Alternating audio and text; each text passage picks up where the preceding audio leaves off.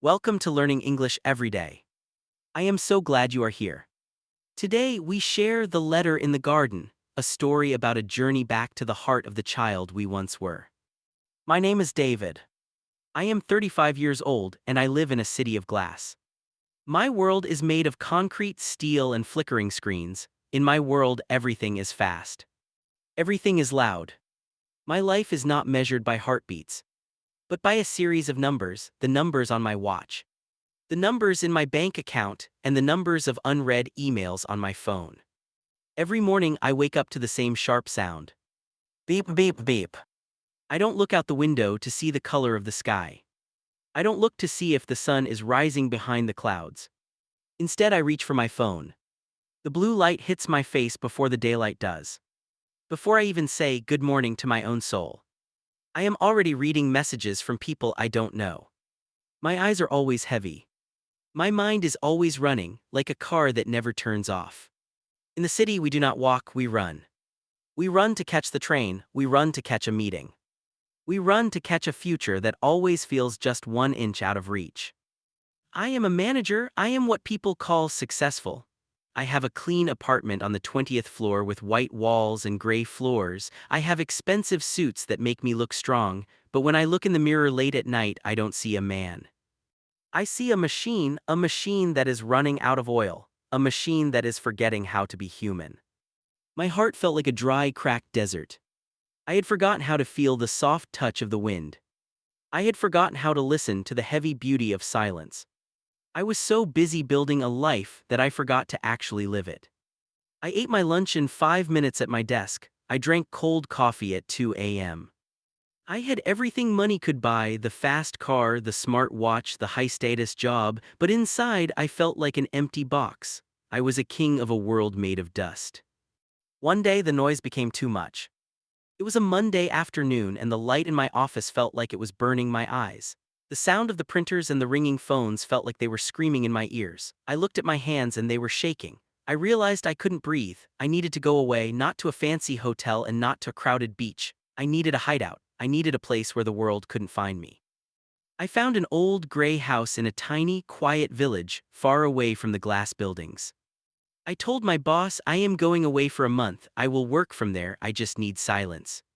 I packed my laptop, my chargers, and my expensive coffee machine.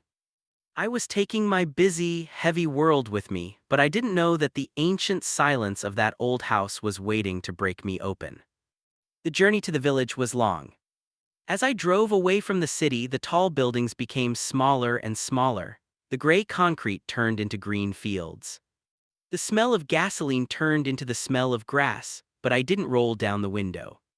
I kept the air conditioning on. I kept my GPS voice loud. I was afraid of the quiet.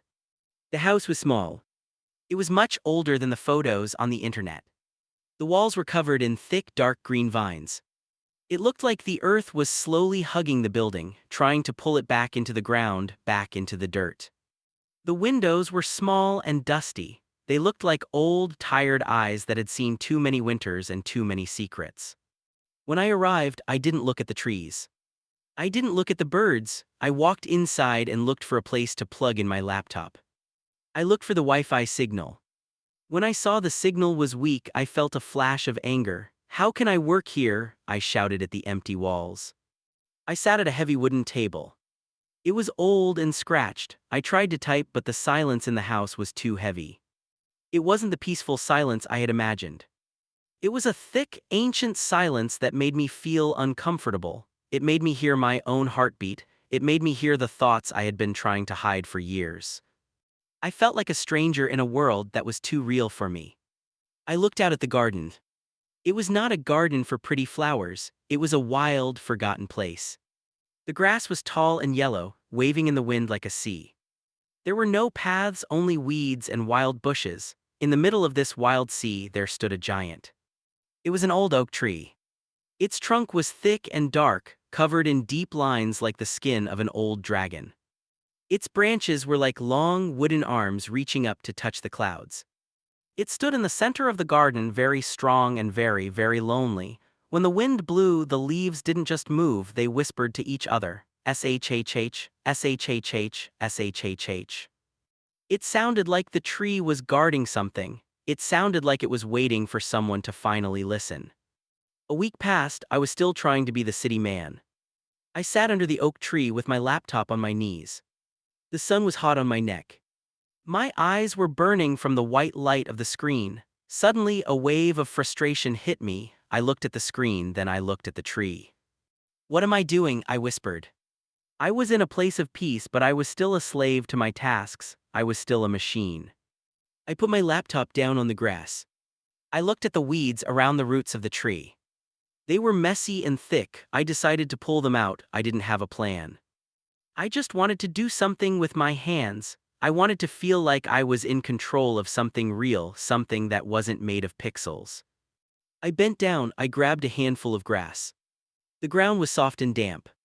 As I pulled, the smell of the earth rose up to meet me. It was a deep, heavy smell, the smell of rain, of old wood, and of life. It was a smell I hadn't truly noticed in 20 years. It felt honest. It felt like the truth. I pulled and I pulled. Sweat began to run down my face. My expensive suit was getting dirty, but for the first time in years I didn't care. I felt alive. My muscles were working, my heart was pumping.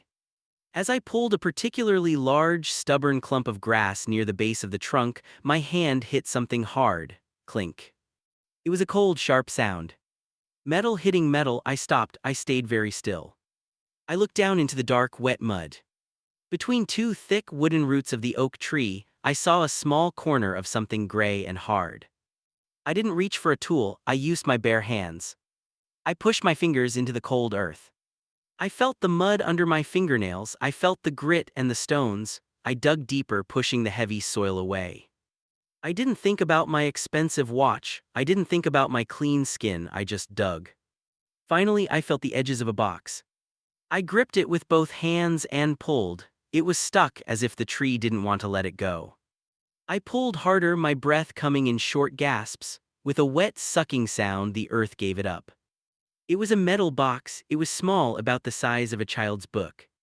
It was covered in a thick layer of orange rust and dark, wet mud. It felt much heavier than it looked. I held it in my palms, and for a long moment the world went completely silent. The wind died down. The birds stopped their singing. The distant sound of a tractor stopped. It felt like the box was a heartbeat from another time beating against my own. I sat on the wild grass, my legs crossed. I looked at the box. This was not an email. This was not a business report. This was a piece of time that had been buried while I was busy growing up. The lid was stuck. The rust had sealed it tight like a tomb. I pulled the metal edge. I pulled harder, my fingers turning red and sore. Creak. The sound was like a long, slow sigh from someone who had been sleeping for 100 years. The lid finally gave way and opened. Inside, there was no gold, there were no jewels, there was only a piece of paper. It was folded into a small, neat square. The paper was yellow, thin, and very dry. It felt as light as a falling leaf in autumn. I picked it up with shaking fingers. I was afraid it would turn to dust in my hands. I unfolded it slowly, one corner at a time. I saw the handwriting. It was a child's handwriting. The letters were large and uneven. Some were crooked, some were messy. It was the handwriting of someone who had a lot to say but was still learning how to say it. But as I read the very first line, the machine inside me finally stopped. The city, the meetings, the bank accounts, they all disappeared. My cold heart felt a sudden, sharp pain like a needle. I wasn't a manager anymore. I was a traveler standing at the door of a world I had long forgot. The letter began with these words, "To the me in the future." I didn't know then that this small, yellow piece of paper would be more powerful than all the skyscrapers in the city. I didn't know that the little girl who wrote this letter was waiting across time to save my life. The sun was beginning to set behind the old oak tree. The light was orange, deep gold, and a heavy, burning red. It turned the wild, tall grass into a sea of fire. I sat there on the damp earth, a 35-year-old man in an expensive, dirty suit that was now covered in the marks of the garden.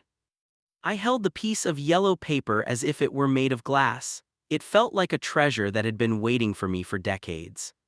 My fingers were stained with orange rust and dark, wet mud. I didn't care. For the first time in years, I didn't think about my phone. I didn't think about my meetings, I didn't think about the project that was urgent or the emails that were important. None of those things had a heartbeat, but this paper felt alive.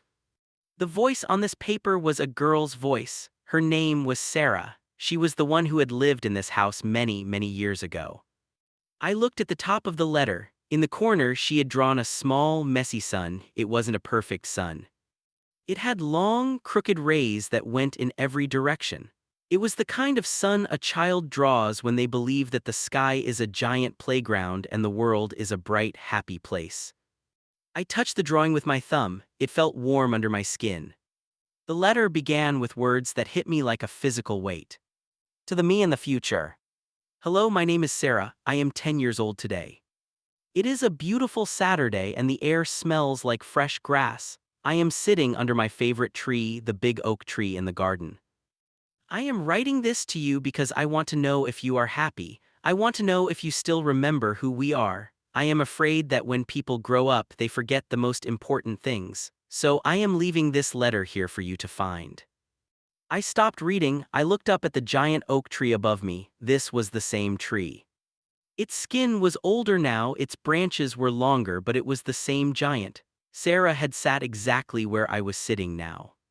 She had looked at the same movements of the leaves. She had heard the same soft whisper of the wind. But she was full of light and hope, and I was full of the dust of the city. I looked back at the yellow paper. She didn't ask about my job, she didn't ask about my bank account or the floor of my apartment. She only asked 3 simple questions. Sarah's first question was written in large, careful letters. Do you still remember the flowers on the hill? Every spring, the hill behind the house turns into a world of purple and yellow. I love to run through them until I am dizzy and my legs feel heavy. I love the way they smell like honey and fresh rain. Sometimes I just lie down in the middle of them and look at the clouds. Do you still have time to look at flowers, or are you too busy growing up? I closed my eyes. I leaned my head back against the rough bark of the oak tree. I tried to remember the last time I looked at a flower. Not a flower in an expensive shop window. Not a flower in a cold glass vase on an office table, but a real flower growing out of the dirt fighting for the sun. I couldn't remember. In my city of glass, there are no hills of flowers. There are only hills made of stone and steel. I realized that for 10 long years I had walked past thousands of things every day, but I hadn't truly seen anything. I saw traffic lights changing from red to green. I saw signs for sales. I saw the glowing numbers on my phone. But I didn't see the world. I was growing up, but I was also becoming blind. Sarah's words were like a small, silver bell ringing in the heavy silence. Are you too busy growing up? Yes, I was. I was so busy growing up that I forgot the smell of honey. I forgot that the earth gives us beauty for free. I had traded the hill of flowers for a hill of emails, and I was starting to realize that it was a very bad trade. I moved my finger down the page. The handwriting was a little more messy here, as if Sarah was getting excited to tell her story. Do you still remember the candy from the neighbor? Old Mrs. Higgins lives down the road. She is very old and she moves slowly. Every Saturday I help her carry her wood to the house. Every time I finish, she gives me a peppermint from a glass jar. It is small, sweet, and cool. She smiles at me with her tired eyes and says, "You are a good girl, Sarah." It makes my heart feel warm for the whole day. Do you still have neighbors who know your name? Do you still help people just to see them smile? A sharp pain hit my chest like a needle through my heart. I thought about my apartment in the city. I had lived there for 3 years. There was a person who lived in the room next to mine. I saw them in the elevator almost every day, but I didn't know their name. I didn't know if they were happy or if they were crying. When we met, we both looked at the floor or at our phones. We were afraid of a hello. We were afraid of a human connection. In my city world, kindness was a transaction. It was a business deal. If I do something for you, it is because I want you to do something for me. But Sarah's world was different. Her world was built on the taste of peppermints and the warmth of a simple smile. She didn't help Mrs. Higgins for a future favor. She did it because it made her heart feel warm. I realized that my heart had been cold for a long, long time. I was successful in my career, but I was completely alone. I was surrounded by millions of people in the city, but I didn't have a single neighbor. I was a manager of a large team of people, but I didn't know how to make someone's heart feel warm. I was rich in money, but I was a beggar in kindness. The third question was the shortest of all. It was written at the very bottom of the yellow paper, in large, bold letters that seemed to jump off the page. It felt like Sarah was looking directly into my eyes across the bridge of time. Are you still an honest person? My father says that being honest is the most important thing a person can be. He says that if you are honest with yourself, you will never truly be lost. I promise myself today that I will always tell the truth. I promise I will always be the Sarah I am right now. I will never hide who I am. Did you keep our promise? The paper felt heavy in my hands, like a mountain of stone. Are you still an honest person? I wanted to say yes. I wanted to shout yes to the old oak tree and the orange sky, but the words stayed stuck in my throat. I had been lying to myself for years. I told myself I was happy because I had a big bank account. I told myself I was successful because I was always busy. I told myself that the city was my home, even though I felt like a prisoner in a cage of glass. I was not being honest. I was wearing a mask of success every day to hide a face of sadness. I had lost the Sarah that lived inside me. I had lost the boy who loved the hills, the boy who helped the neighbors, and the boy who told the truth. I had traded my soul for a carbon fiber umbrella, a smart watch, and a high-floor apartment that felt like a tomb. I was lost. Exactly as Sarah's father had said, I was lost because I wasn't being honest with my own heart. I looked at the signature at the bottom of the letter. With love, Sarah, P.S. Please don't forget me.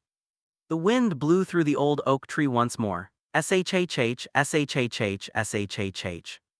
It didn't sound like a secret anymore. It sounded like a cry. It sounded like the ghost of that 10-year-old girl was standing there, waiting for me to answer her. I sat in the falling darkness as the orange light turned to gray. The Wi-Fi on my phone was still dead, but for the first time in my life I felt a real connection. Not a connection to the internet, but a connection to a life that actually mattered. I looked at my dirty hands. I looked at the dark mud under my fingernails. I felt like the machine inside me was finally breaking. The glass and the concrete were falling away from my heart. I was no longer David the manager. I was just David, and David was starting to remember. David was starting to wake up. The sun had finally gone down behind the hills. The garden was dark now, a deep velvet blue. The moon began to rise, casting a cold silver light that touched the edges of the vines and the old oak tree. I stood up slowly from the damp earth. My legs were stiff and my back was sore, but I didn't feel the pain. I walked back into the small, gray house, leaving the metal box and the yellow letter on the grass for a moment. I didn't turn on the electric lights. I didn't want the sharp, artificial glare of the city. I walked through the dark hallway, the floorboards creaking under my feet like the voices of the past. I walked directly to the bathroom and stood before the small, dusty mirror. I looked at myself. The man in the mirror was wearing a suit that cost $3,000. It was a suit designed for boardrooms and high-level meetings. But now that suit was covered in dark mud and orange rust. His hair, which was always perfect, was messy and wet with sweat, but it was the face that stopped my breath. I saw the man, but I also saw the machine. For 10 years I had built a wall around my heart. I had trained my eyes to look only at screens and numbers. In the mirror I saw empty eyes. There was no light in them, there was no joy. He looked like a statue. He looked like someone who had won every race but had forgotten why he was running. I touched the cold glass with my dirty fingers. "Who are you?" I whispered. My voice sounded thin and strange in the silence of the house. For a decade I had chased a ghost called the future. I thought that if I worked hard enough, if I earned enough, if I climbed high enough, I would finally find a day called happiness. I thought I was building a life, but Sarah's letter showed me the truth. I was building a cage. I realized that I didn't need a more expensive car. I didn't need a bigger office. I needed to find the child I had buried under a mountain of tasks. I needed to find the boy who loved the smell of honey and the hill of flowers. I needed to be honest with the man in the mirror. I needed to admit that I was lost. The next morning, the village was quiet and beautiful. The air was cool and tasted of pine trees and fresh morning dew. I didn't reach for my phone. I didn't check my emails. I walked to the village square where a few old men were sitting on a wooden bench watching the birds and enjoying the soft sun. I walked up to one man. His face was like a map of the village, full of deep lines, stories, and kindness. "Excuse me," I said softly. "I am the man living in the old house with the giant oak tree. I found something in the garden, a letter from a girl named Sarah. Do you know who she was?" The old man looked at me and a slow, beautiful smile spread across his face. His eyes twinkled like stars. Sarah, of course, everyone in this village knew Sarah. She was the heart and the light of this place for a long, long time. "Is she still here?" I asked. My heart began to beat fast against my ribs. The old man shook his head slowly and for a moment his eyes looked sad. "No, son, Sarah passed away last spring. She was 80 years old. She lived in that house her entire life. She was a teacher here for 50 years. She taught almost everyone in this village how to read and how to be kind." He pointed toward the tall hill behind my house. "Even when she was very old and her legs were weak, she would walk to that hill every spring. She would sit in the purple and yellow flowers for hours. She said they smelled like honey and childhood. People called her the flower lady. She never had a big car, she never had a lot of money. But she was always helping her neighbors. She always had a peppermint in her pocket for a child. She was the most honest person I ever knew. She never wore a mask. She lived a simple life, but she lived it with a full, brave heart." I felt a wave of peace wash over me. Sarah had kept her promise. She had grown up, she had faced the winters and the storms of life, but she never lost the 10-year-old girl who sat under the oak tree. She had written that letter to herself as a map, and she had followed that map her whole life. She didn't forget who she was. And by leaving that letter in the garden, she made sure that a stranger like me wouldn't forget either. She reached across 70 years to save a man she would never meet. I went back to the house. I took my laptop, my chargers, my smartwatch, and my expensive coffee machine. I put them all in a cardboard box. I put the box in the back of my car. I was leaving the machine behind. But I didn't drive away yet. I walked to the hill behind the house. It was a perfect Saturday morning, just like the day Sarah wrote her letter. The hill was a sea of purple and yellow. I began to run. I didn't care about my leather shoes. I didn't care about my schedule or my important time. I ran through the flowers until I was dizzy. I ran until my lungs burned. I ran until I fell down in the middle of the blossoms. I lay there on my back and looked at the vast blue sky. I smelled the honey. I felt the warm earth beneath me. It was real. I was real. I took out a piece of paper and a pen. It wasn't yellow or old. It was white and new. I began to write and my hand was no longer shaking. To the me in the past. "I am sorry, I forgot you for a long time. I was lost in a city made of glass and lies. I thought I was winning a race, but I was running in the wrong direction. I was building a future while losing my soul. But I am back now. I found the garden, I found the tree, and I found the girl who saved me. Today I am starting again. Today I am going to be the person you wanted me to be. I am going to be honest, I am going to be kind, I am going to look at the flowers every single spring." I folded the paper into a neat square. I walked back to the old oak tree. I dug a new hole in the soft mud right next to the spot where Sarah's box had been hidden. I put my letter inside a new metal box and covered it with the dark, rich earth. I stood up and looked at the tree.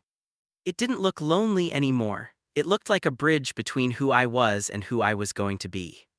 We spend our lives searching for a future, only to realize we lost the child we used to be. I was no longer David the manager. I was David the boy, and I was finally home. Thank you for listening to this journey on learning English every day. This story reminds us that success is not measured by the things we own or the speed at which we run. It is measured by the promises we keep to our own hearts. It is about the love we give and the honesty we live every day. Please take a moment today, look at a flower. Say hello to a neighbor, be honest with yourself, don't wait for a perfect future, live in the beautiful, messy, and wonderful now. Practice these words today: redemption, reflection, legacy, honest. I will see you in the next story. Keep your heart open. Goodbye.